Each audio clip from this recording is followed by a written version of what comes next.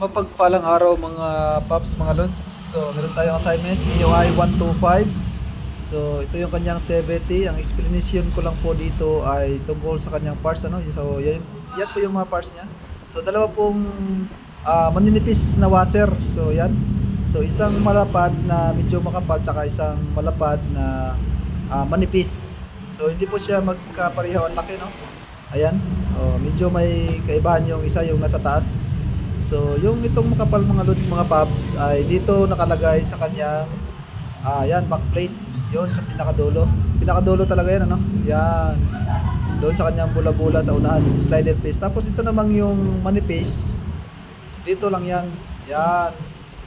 Yan. Dito lang po yan kasi hindi naman siya papasok papunta doon sa dulo.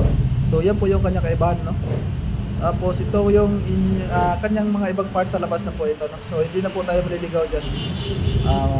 Magandang araw po mga lods, mga paps.